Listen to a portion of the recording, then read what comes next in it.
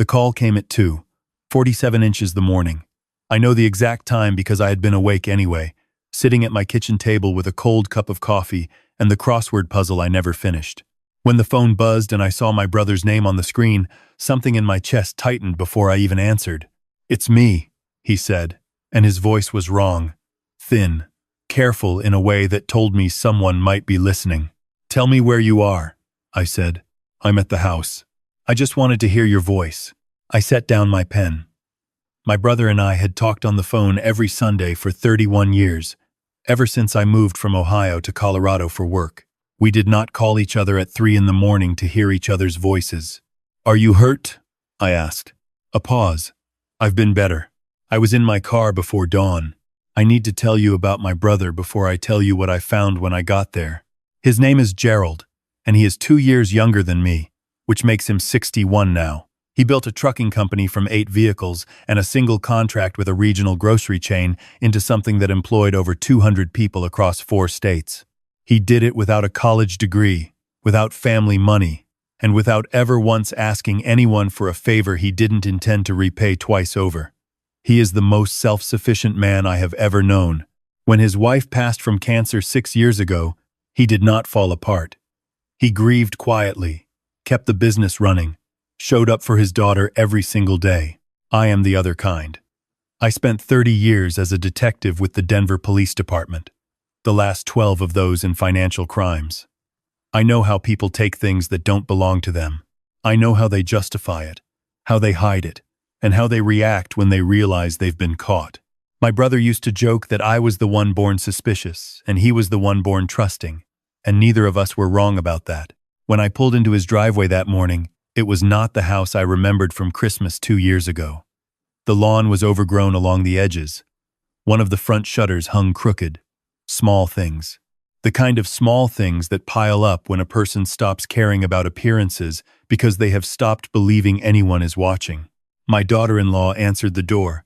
She had married my brother's only son 3 years earlier, a wedding I attended but that my brother's daughter, who lived out of state with her own family, flew in for, and then flew home from looking troubled in a way I didn't understand at the time.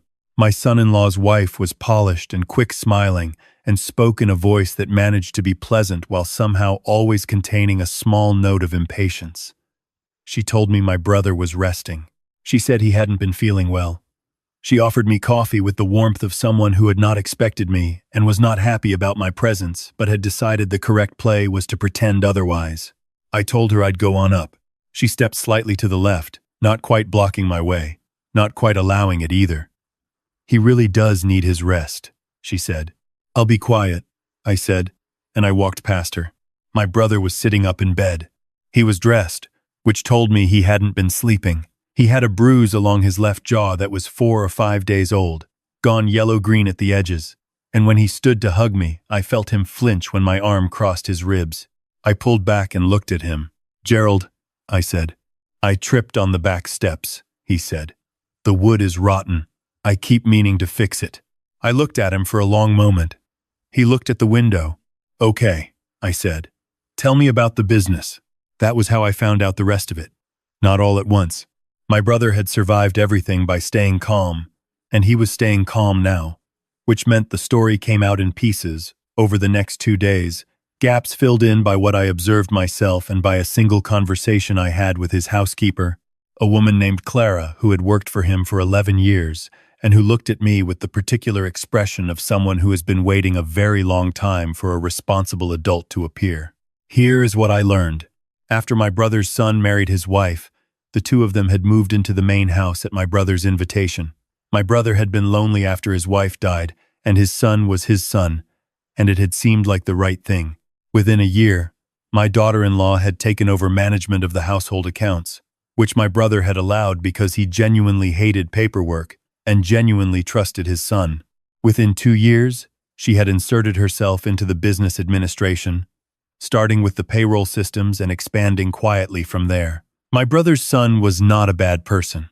I want to be clear about that. He was a weak one. He had grown up watching his father handle everything, and had never fully learned how to handle anything himself, and he had married a woman who was very good at making a person feel like she was helping when she was actually taking. By the time I arrived, my daughter-in-law had signatory authority on 3 of the 4 business accounts. She had moved significant funds into a separate LLC registered in her name that she had described to my brother as a tax strategy. She had slowly, over 18 months, replaced most of the senior staff with people who were loyal to her. And she had discovered, the way controlling people always eventually discover, that the fastest way to keep a stubborn man compliant was to make him feel dependent. My brother had developed a heart condition 2 years earlier. Nothing that couldn't be managed with medication, but medication that needed to be taken consistently and that had to be refilled regularly. My daughter-in-law had offered to manage his prescriptions for him. My brother, who had never had to think about such things before, had said yes.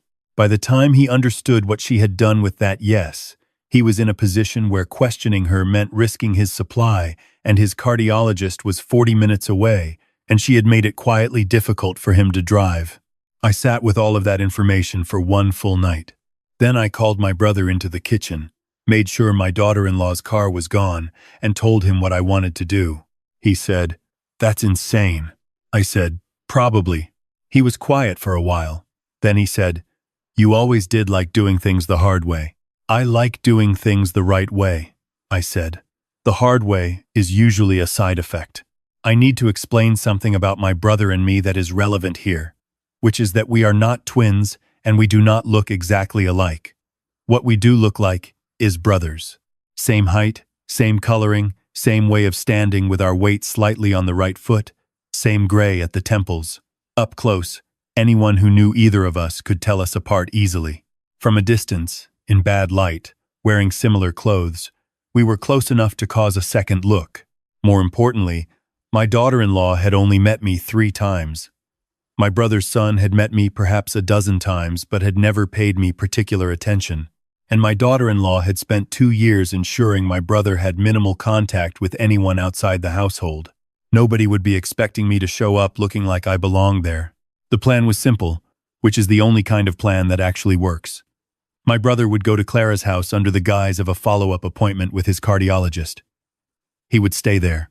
I would stay in the house and be my brother, which mostly meant sitting in his chair, answering to his name, and paying very close attention to everything my daughter-in-law said and did while I used my 30 years of financial crimes experience to go through every document in that house. What I needed was evidence, not impressions, not my brother's word against hers. Actual, documentable, prosecutable evidence of what she had taken and where it had gone.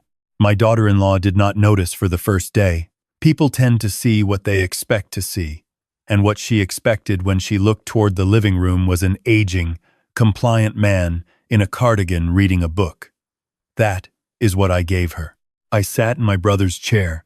I wore his reading glasses, even though I don't need reading glasses. When she brought in his afternoon medication, I said thank you in a voice I'd been practicing since the drive from Denver, and she set it on the table beside me without looking at my face. I did not take the medication. I spent that first evening in my brother's study, working through the business files he had shown me how to access. What I found there was interesting, but not yet criminal. The LLC my daughter-in-law had established was documented as a consulting firm providing services to my brother's company. The invoices existed.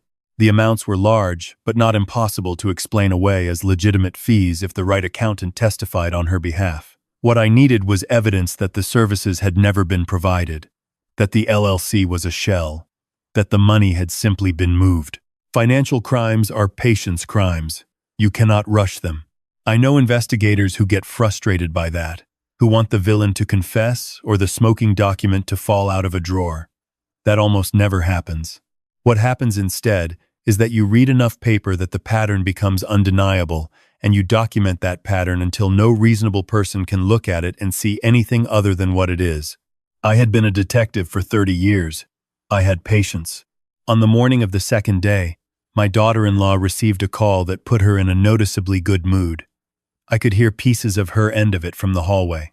She was talking to someone about a property, about timing, about how things were moving ahead of schedule. She laughed once, a real laugh rather than the performed kind, and then she caught herself and lowered her voice. That afternoon, her mother came to visit. This was apparently a regular occurrence. The two of them sat in the sunroom with the door mostly closed, and I positioned myself in the hallway outside and listened to a conversation that was not particularly subtle once you understood the context. Her mother was asking about the timeline for the property transfer. My daughter-in-law said there were still a few details to sort out. Her mother asked about Gerald. My daughter-in-law said Gerald was manageable. I went back to the study and kept reading files. On the third evening, my brother's son came home from work, and I had my first real test. He came into the living room, dropped into the other chair, and started talking about a problem with one of the routes in the northern region, a driver who was filing a complaint, scheduling issues. He was talking to me like I was his father, half-focused, the way adult children talk to parents they love but have stopped fully seeing. I said, in the right places. I said what I would have said if I were my brother, which was to ask one focused question about the most important piece of what he'd told me and then let him solve the rest himself. He got up after 20 minutes, patted me on the shoulder without really looking at me, and went to find his wife. I went back to the files. Here is what I found, and I want to be precise because this matters. Over 22 months, my daughter-in-law had transferred $467,000 from the business accounts into the consulting LLC. The LLC had no employees, no office, no actual contracts. It had a bank account, a registered address that turned out to be a mailbox service, and a set of invoices that had been created using a template I found on her personal laptop, which she kept in the study and had left logged in, which was the first real mistake she made. The invoices matched no work that had ever been requested, approved, or performed. Additionally, she had been in the process of arranging for my brother to sign a document transferring management authority of the company to herself and her husband for a period she had described to him as temporary, just while you recover. My brother had not yet signed it. He had been stalling because something in him knew that once he signed it, the temporary would become permanent. My daughter-in-law had been growing increasingly insistent. I photographed everything with my phone. I emailed copies to my personal account and to the email address of a former colleague of mine who was now a federal financial crimes investigator. I noted every account number, every transaction date, every invoice number. And then I did one more thing. Because I am 64 years old and I have spent 3 decades watching people like my daughter-in-law walk away from the consequences of what they did, and I decided I was going to make sure that did not happen here. She had a meeting the following afternoon with the company's outside accountant, a man she had hired 18 months earlier after easing out the previous accountant who had worked with my brother for 15 years. She had mentioned this meeting to my brother earlier in the week. I knew from what Clara had told me, and she was expecting my brother to be upstairs while she handled it. I put on my brother's sport coat. The accountant was a mild-looking man in his mid-40s who came in carrying a leather portfolio and the particular expression of someone who had learned to perform not quite knowing things about the accounts he managed. My daughter-in-law met him in the dining room. I came downstairs 3 minutes after he arrived. I thought I'd sit in, I said. My daughter-in-law's smile stayed in place, but something shifted behind it. That's not necessary, she said. You should rest. I feel fine today, I said. Let's talk about the northern accounts. I watched her watch me for a moment, calculating. Then she said, "Of course," in a voice that was perfectly composed, and the meeting proceeded. I knew more about those accounts than her accountant did.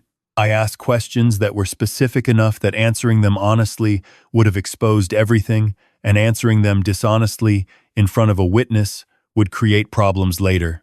The accountant answered carefully and said very little of substance. My daughter-in-law answered smoothly and said even less. But by the end of the meeting, I had established several things on the record, in front of a witness, that directly contradicted the story the invoice trail was supposed to tell. After the accountant left, she turned to me. "That was inappropriate," she said. Her voice was still controlled, but only just. "It's my company," I said. "Gerald." She paused. She looked at me carefully. Something was working behind her eyes. "You seem different lately." "Do I?" She came closer. Not threateningly. Slowly. The way a person moves when they are trying to get a better look at something they are not certain they are seeing correctly. She studied my face. "You seem more like yourself," she said. "Maybe I am," I said. The next morning I called my brother and told him to come home. He arrived at 11. He walked through the front door in his own house and looked at his daughter-in-law and said her name in a voice that had none of the apology it usually carried. She looked from him to me, from me to him, back to him. She said, "What is this?" I said, "This is the part where you hear what comes next." What came next was this. My former colleague arrived at 2 o'clock that afternoon. He came with a colleague of his own and with printed documentation that my photographs had been used to prepare. My daughter-in-law retained an attorney by phone before they finished their first explanation of why they were there. My brother's son sat at the kitchen table with his father's hand on his shoulder and heard, for what was clearly the first time, the full extent of what his wife had done. He was quiet for a very long time. Then he said, "I didn't know," and I believed him. And I also knew that believing him didn't change anything about what he would have to live with. The document transferring management authority, which my daughter-in-law had brought to the dining room table the previous evening and asked my brother to sign one more time, had not been signed. It had been photographed. It would become evidence. She was arrested that afternoon and charged with wire fraud and embezzlement. Her mother called twice while the investigators were still in the house. Neither call was answered. That evening, after everyone had gone, my brother and I sat on the back porch of the house he had built and drank the whiskey he had been saving since his son's wedding. The back steps, I noticed, were not actually rotten. They were perfectly solid. "You lied about the steps," I said. "I needed to say something," he said. "You sounded like you were about to come through the phone." I was. He looked out at the yard. The lights from the neighbor's property stretched across the grass. "I kept thinking I could handle it," he said. "I kept thinking it wasn't as bad as it looked, that she would stop on her own, that Daniel would see it." He shook his head. "I built everything I have by trusting my own judgment. It's hard to admit that your judgment can be wrong about a person. That's not a judgment failure," I said. "That's a trust failure. Someone took advantage of the fact that you trusted them. That's on her, not on you." He was quiet. Then he said, "You look terrible in my reading glasses." "They're bifocals," I said. "How do you see anything?" He laughed. It was the first real laugh I had heard from him in days, and it sounded like him, like the brother who called every Sunday, and I was glad to hear it. My daughter-in-law pled guilty 8 months later. The prosecution had been thorough, and the evidence had been careful, and her attorney had correctly advised her that a trial would accomplish nothing except to make everything worse. She was sentenced to 4 years and ordered to make restitution. The LLC was dissolved. The accounts were restored. The accountant she had hired cooperated with investigators in exchange for considerations I was not privy to. My brother's son filed for divorce. I do not have a simple feeling about that. He is a good person who made a long series of small decisions that he told himself didn't mean anything, and one day looked up and found himself married to someone who had been using him as cover for a crime. That is not a tragedy of villainy. It is a tragedy of avoidance, which is in some ways harder to recover from because there is no clear moment to point to, no single decision you can identify and wish you'd made differently.